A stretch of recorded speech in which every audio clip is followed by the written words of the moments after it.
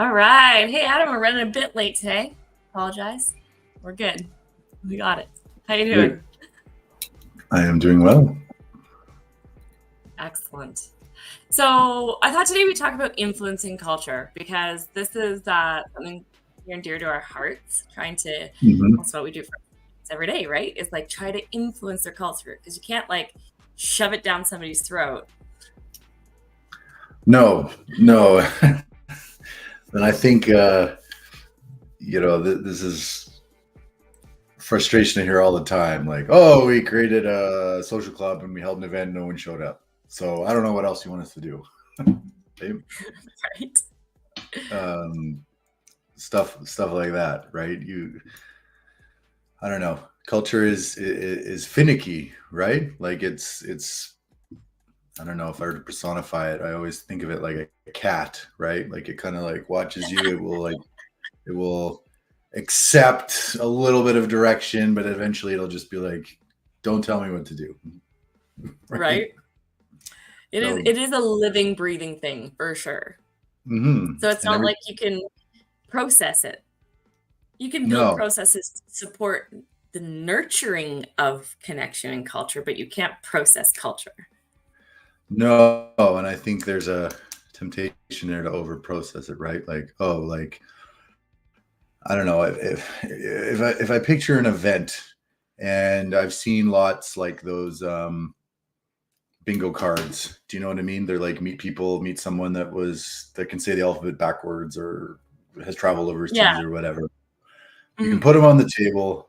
You can announce it like, "Hey, everyone, if you like, da da da," but you can't just like, "Hey, where's your bingo card? Get your bingo card." You have to hand in your bingo card in order to receive your food. Like you can't force it. You can have it on the table. People may or may not participate. Like that's the best you can do. Right? It's that YouTube viral video, that dancing guy. Right. The first guy to grab that bingo card and start asking questions, people are like, "What are you doing?" And then, but he's like, "Give me one of those." Right. And then they're like, "There's two of them." And they're like, "Okay." But then as soon as 3 or 4 or 5 people get into it, it's like, "Yeah, let's play. Let's do this." Right. And I remember we did an event once and it was like all freaking 80 people were doing it and it was laughing and having fun. Right. Yeah. Like those things work great. But like that dancing guy video, like you count until the 6th person showed up.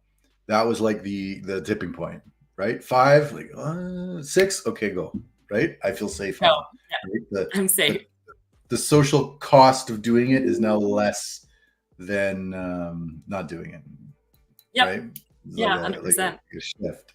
So, we talk about influencing culture, and that's really what you're doing is you're influencing it. Like, I don't like the word design. Like you can choose your values and your mission statements and your vision statements and all that kind of stuff, but all you're trying to like influence, and influence is like a lot of tiny little nudges. That's it. Just like and it's like behaviors. It's what you say and you do. Like, I mean, look at influencers on social media. People follow them because they either like what they say or like what they do, or they really don't, or it's a train wreck and they just want to watch a train wreck, right? Like they either want to be you or they don't want to be you, right? That's what our buddy Bruno says. They either want to be you or they don't want to be you. So like, honestly, when they watch a social platform, people choose to follow you. That's influencing. And in culture, it's no different. In your company, it's no different. People are choosing to follow your what you say and what you do. Oh yeah. Like I'm trying to think of some of the initiatives like we've tried. Like sometimes you try something you've done with one company, like I don't know, name tags on the door, let's say. And with one company, everyone loved it. Oh, hey, blah, blah, blah. And you try the same thing with the other one and you wait and watch and like nothing happens. Like, okay. That's not that didn't do it. What else? Right? Yeah, but it's the permission to keep trying, right? Yeah, you got to try. Like I worked for a company, there was an acquisition and the offices were like that glass. And then there was like strips along the middle of each one that was opaque, and you could write on them with markers. So I was like, oh, this is interesting. So I started on mine, like writing jokes and quotes and stuff like that. And then one day I wrote on someone else's, like something funny that I thought they would like. And boy, did that not go over well. I got talking to, I got 2 or 3 people approach me and be like, no, this is not how, like, whoa, okay. Like, clearly, that was not the thing. But then we put name tags on the door and got rid of the last names and put first names only with the meaning of the name and put those on. And that was amazing. People loved that. So I was like, okay, like kind of sort of the similar, but like one was offside and one was right. So, okay, good to know. Like you just got to be kind of courageous enough to try. Totally. And it won't always work, to your point, but it's like the courage to fail, and the fact that they were like, okay, reset, but didn't stop you completely, right? I mean at that point you're an employee, but like they didn't stop you. They're like, okay, what do you want to try next? It's not that, but what's next? Right. Okay. Like that was pretty Curious, open like, of that okay. company. Mm-hmm. Yeah. And I think, we started, so same example, we were like hosting these social events and some people would show up and whatever, but it was like consistent. And after like the 6th one, that was always every month or whatever, one of the guys that I talked to that never showed up, never came, never acknowledged it, came on my office, was like, hey, it's really cool that we're doing all that stuff. And I was like, hey, well, are you going to show up ever? He's like, probably not, but I just love that you're doing it. I kept going. And I was like, okay, interesting. So there's like layers here happening. There's like people that are like front and center and like totally drinking the Kool-Aid and totally in. And then there's like people that are just kind of like happy to be a part of it, but like happy to be about. There's like this shadow layer. I don't know. It's a little bit unpredictable, right? Well, and there's so many things. There's so many opportunities. We love to say take it to 11 for my Spinal Tap fans out there. We love to say take it. There's so many ways to take it to 11. And I've seen so many companies come close. They like get to 10 and then they like kill it. There was that company, one of our clients, after working with us, they were like, oh, we're going to do a barbecue. We're like, that's really great. You can really make it powerful. They're like, yeah, we got this. Right. They hosted a barbecue and like the families could come and everything. And it was from like 12 to 2. And then they made everybody go back to work from 2 to 4. It's like those 2 hours, like their families were there. Like how often is it? Like, go home, I'll see you in 2 hours. I got to go back and do 2 more hours of work versus like, hey, you know what? Why don't we go get 2 extra hours of family time? What would it have cost the company? Really? Even if you had to start the barbecue on. Product is going to be low anyways, right? Like you could have just started later or whatever. And I think this is the crux of it. Like, how are you going to feel along each step of the way, right? Yeah. You're kind of marketing this stuff internally. You're using a lot of the same marketing thinking and strategies that traditional marketing companies do externally to internally market your own brand and culture, right? So how are you going to feel? How are you going to feel if it's like, oh yeah, the event's tomorrow and it's the first announcement and it's like obviously last minute and whatever, right? Versus like, hey, awesome. Like there's been a poster on the wall. There was like a reminder sent out by the leader. Someone organized a potluck for a long time. Yeah, like the anticipation builds, like, the anticipation is more important than the actual event. And then you have the event. And then how are people going to feel? Like, did you go the extra mile? Were there like silly decorations? Did you buy some balloons? Tiny little details that cost very little will make a big difference, right? Are the buns just going afterwards? Right? Yeah. Yeah. And then keeping the buzz going afterwards, right? Like, so like, then you take the pictures and then you like share the pictures. And then it was like, hey, this was awesome. And here's some, here's a little sizzle reel. Here's a little video montage of the whole day. Like it was, you keep that feeling going. Right? Like, hey, look at this guy's shirt. Look at John's crazy Hawaiian shirt. Next time, let's all wear Hawaiian shirts and see who has the best one. Like, this is where stuff kind of inside jokes happen. And like, right? You're creating the container, you're adding like incitement and showing that you care. And then you just like, watch what happens. That's all you can do. Right? And I love that Hawaiian shirt one. That was one of our clients. They decided to have Hawaiian shirt Fridays, and Mhm. like the leadership was on board, right? And they're like, yeah, and they all wore crazy Hawaiian shirts every Friday, and it became like this thing, right? And I remember one of the guys who was new, they had just merged. He's like, yeah, I've been meaning to get my Hawaiian shirt, so I like found him his like Hawaiian shirt on Amazon and sent him the link. I'm like, do not be left out next week. Right? Just buy this. And I think that's one of the understanding what your influence is in an organization, right? Authority aside, there are people that have either been there longer or people look up to. I mean, Yeah. certainly the leaders of their organization, but if everyone's taking it to 9, you better be taking it to 10, right? If everyone's showing up in Hawaiian shirt, yours better have, I don't know, like something crazy, or it's a different one every time. Like you've got to be like 100% in. If you don't show up with the Hawaiian shirt at that level of influence, the next time nobody will, right? Right. And I think it's that permission to enjoy work and find the fun in it, right? Like we all have serious jobs, and sometimes like it is game time, like we're working, but to be able to do something that you look forward to or enjoy who you work with, even if it is a stressful time, is so important. And those fun things are about building connection. So it's not about the Hawaiian shirt. It's about the conversation that happens around the Hawaiian shirts. Oh, buddy, I like your shirt. Hey, I wore a shirt like that too. Connection, right? Layers of trust, layers of like feeling like we understand each other, even if it's just that we're both wearing Hawaiian shirts. But it's that's the power. It's not the shirt. It's not like, oh, this is so fun and silly. It is the power of connection that happens around those initiatives. Sure, right? That's why team golf shirts are so powerful, right? I worked for a company and no one ever said it. There was never any direction, but everyone got like sweatshirts. They were just black sweatshirts, had the logo. And all of a sudden I started noticing that every Friday, everyone wore the sweatshirt. And I was like, I'm not wearing the sweatshirt. Like, what am I doing? I don't like sweatshirts because I like my arms very, but I started wearing it because I was like, oh, okay, this is a thing I'm in. Like, that's cool. Like, I don't know how it started. Right? Probably it started by accident. 2 people wore it on the same day and we're like, hey, look at us. And then a third person saw it and then next week wore theirs. And then bam, it's a thing. Like 6 people. Boom. Right? 6 people and boom. I love that. It's so true. And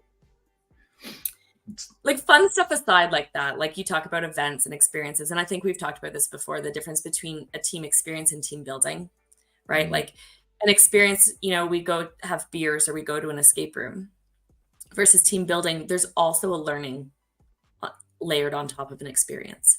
So, a team building can have a team experience within it, but a team experience is not necessarily team building. Yeah, I like that. And it's not to say that one or the other you don't need. I actually think you need both. Like there's time to just like go down the street and go for lunch or the pub or whatever, or go bowling. But then there's also times to like put something constructive in there and learn together. There's power in learning something new together. Yeah. Right? And having epiphanies together, going through those self-growth together, right? Means a lot. Getting that vulnerability. Yeah, totally. Right. I don't know. That's really interesting. This is reminding me of that.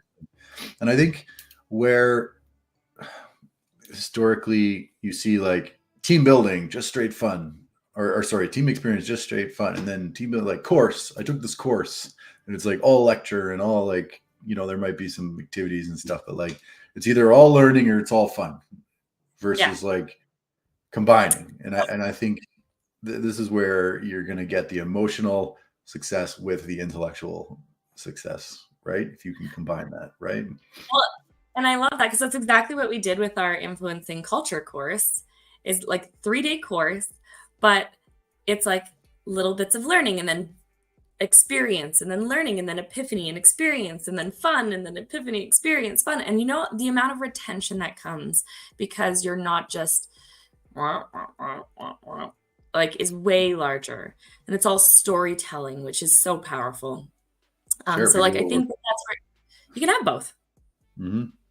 and it's harder for sure. Like when we design courses or workshops and stuff, like, yes, okay, there's a material we need to get across, and then we're like, all right, how do we want people to feel here? And like, this is like abrupt. This part here, when we go from here to here, it's kind of abrupt. People are gonna like lose their flow, right? Where they're just like kind of flowing through, and you get to the end of the day and you're like, wow, that felt like 5 minutes and it was 8 hours, right? That's what we're going for. And if at any point you snap out of it, then you check your watch, right? So how does it feel and how does whatever? And I think, even when we're designing this stuff, in my mind, I was like, oh man, like every slide we should like kind of tag like, what's the emotion here, what's blah blah blah. And then I was like, no, don't over process this, like feel it, right? Feel it. Talk through it. How's it going, blah blah blah. Which is why if I build one or you build one, or even if we build it together, it's very, very powerful to just like leave it for a week and come back and like go through it. Oh yeah. Like, that felt weird. What's going on here, right? 100%. Well, and I think companies are so used to, the formal way that, we're talking about our course and our team building, but I see like companies give up, like leadership will give up and do like town halls, or they'll do leadership updates, project updates, across big global construction companies, they'll do these things. And it is very, wah, wah, wah, wah, wah. Like I listened to the stories. My husband works in construction. I listened to the stories about his construction projects, like on the edge of my seat. So if they had flipped it like from stats and keep the stats, embed the stories into it, man, like that's way more powerful, right? And so how do you flip from a leadership point of view to giving stats to telling the story? Well, I think from a leader's perspective, we're taught so much to control outcomes. We're taught to like build spreadsheets and PowerPoints are reviewed for the information in the wording and all this kind of stuff. And it's all about controlling the information that's disseminated, controlling, how people, we don't want people, don't say that, they might react to this or whatever, right? And, there's reasons for that, right? Like, but I think if you really want an engaged all hands like you're talking about, you got to kind of like open the space a little bit, right? Put the slide deck up, throw the stats, but then like, hey, invite John up here to talk about his latest experience on this project, right? Something relevant. You don't know what John's going to say. You might talk to him beforehand, but like he might go off the rails. I don't know. Let's see what happens. Like I trust him enough. I trust you guys enough. Like there's a lot of trust that needs to happen here, right? You're scaring people, Adam. You're scaring people. That's a lot of the problem, right? That's terrifying for a leader, especially in a corporate environment. If it's VPs presenting, they're all competing against each other. So like, I can't look that in front of my peers. Oh, right? I know. That would take a lot of courage to be like, I don't even care what you guys think. Like my team is going to talk, right? That's hard. Well, and I think too, this part's really interesting to me because you talk about like all the VPs competing against each other. And this is where process impedes culture, where you have like metrics per division that don't drive the behaviors to win as a whole.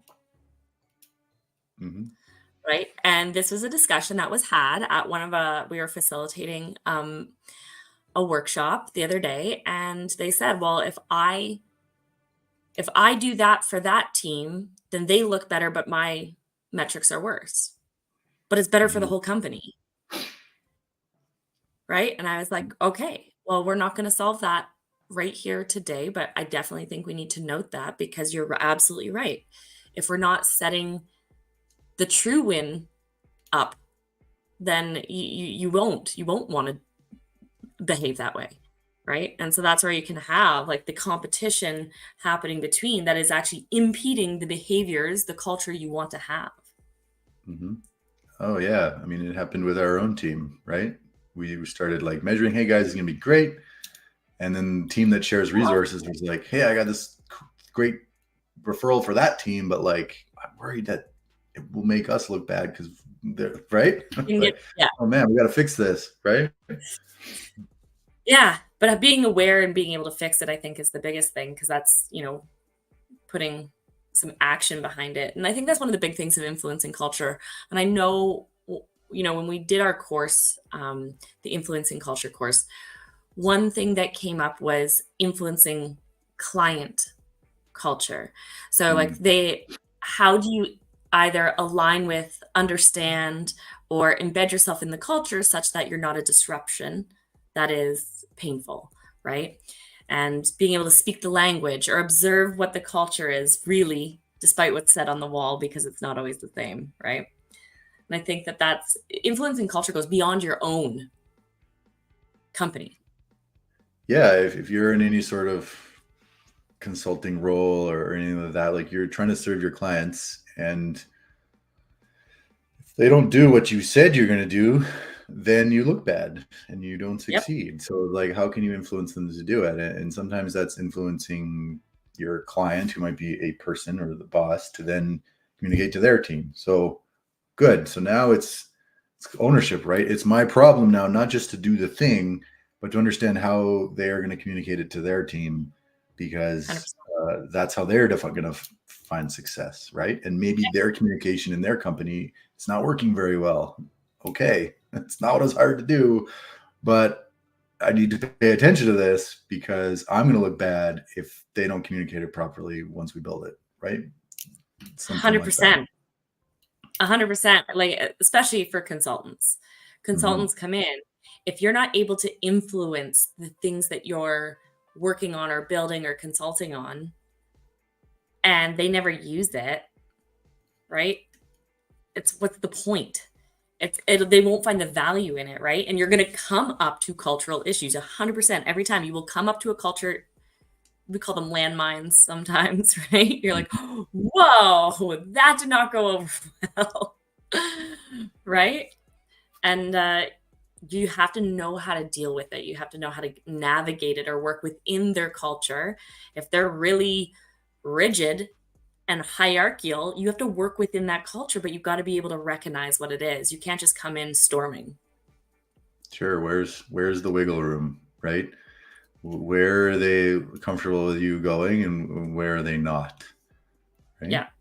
So, sometimes we're pretty creative. We come in with like all these ideas, and they're like, bring it back, bring it to here. Like, cool, good. We know where we are. We always want to push the envelope, but like, where are you in terms of you're comfortable with this? Some of them are like amazing, go crazy, crazier the better. Just like, let's go, Giver. right? And those are obviously our favorite people, right? Whereas some have to exist within a more, I don't know, Yeah. lack of a better, call it corporate environment, right? Yeah. Uh, Yeah. so great. Where there's always wiggle room somewhere. You gotta like find it. Where's the sandbox, right? That example I Well, gave earlier, you're not writing on the offices. It's not sandbox. Don't do that, right? was out of the sandbox. And it's going to be funny too, because like it might be okay for like the leadership, and yeah, there's been going to be people that are uncomfortable. Like we did that workshop and we partnered with Peach Jam Records, right? That Mm-hmm. course. And so it was fun. Like people are rocking out, but there was a handful of people that did not want to participate in music. It was not their Oh jam. yeah. Quite. The feedback after was just like, hated the music, didn't want to be a part of it. This was not a safe space. Like, okay, cool. This was a line that was crossed for you. Like, absolutely. Yeah. Like, thank you for that, And I right? mean like Like, 2 or 3 out of like 40 ain't bad. mm-hmm, They're not like it's not going to be for everyone, mm-hmm, right? And I think that that's what you like that guy who doesn't want to go to your team building, but he's happy you're doing it. right? Yeah. I don't want to be a part of it. Okay. Yeah, Right. Like I know you're exactly. doing these. I want to do it, but I appreciate that you're doing it. Okay. Well, because at the Right. end of the day, that guy is still reaping the benefit of the connection that's happening out there. Because he comes into work and everybody else is like jazzed up and they're connected and they're communicating better. So Oh he's yeah. still And eventually I'd see him, he wouldn't like come, but he'd come in and he'd like get something from the fridge. We were like in the kitchen having our little powwow, and he'd come in and he'd grab a snack, come in the fridge, like say hello, and like disappear. So like, that's all he needed. That's all he wanted. Right. Don't bug me. Don't talk to me about whatever. Yes. Just like, I just wanted to like absorb this for a second and I'm going to go back and I'm good. Right. And I think that to me was, you know, one of the highest indicators of success I could have had. That somebody like that, it was like, okay, nice, good job. Right. Totally. And because at the end of the day, it's not whatever you do for culture, whether it's team building experience, it's not going to be for everyone. Mm-hmm. Right. To do Dungeons and Dragons, and then half our team's like, you know what, this really isn't for us. Okay. So there's a group of us now who still want to do Dungeons and Dragons, and then there's things that we can do together, right? That everybody wants to be a part of. They still want to be a part of something. It's just not for them, and that is okay, right? As you get bigger, there's going to be groups that happen. I do warn leaders, though, over watching, making sure there's not cliques. Right. There can be groups. There can be groups of interests, but cliquey means people feel excluded.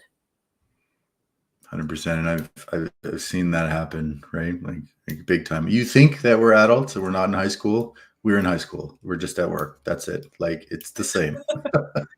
Right? It might be worse. It might be worse. So like, it's true though. You gotta squash cliques and make sure there's connection happening. Because we talk about that inclusivity curve, right? Feeling excluded all the way to like feeling included, to learner, to champion, to challenger, right? And when you're at challenger level, it means like you don't mind saying to your boss, hey, I disagree. Can I tell you why? And without fear that you're going to get the boot, right? And I think that cliques cause exclusion feelings. I have a story about this, actually. Oh, yeah. Hit me. So the company I worked with came out with like a very strict policy around like zero tolerance. Like, you can't go for lunch and have a drink, not even one, like zero. Okay, fine. But people still go out for lunch and they still have one beer or whatever. Like, it was fine, right?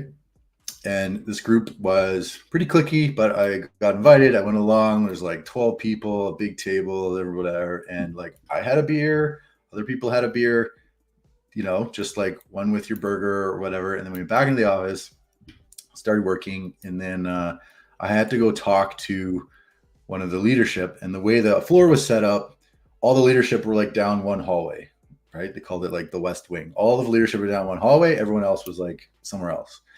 And somebody saw me go there and then walk out and go back to my desk. And I was doing some work. Like, it was legitimately there to do some work.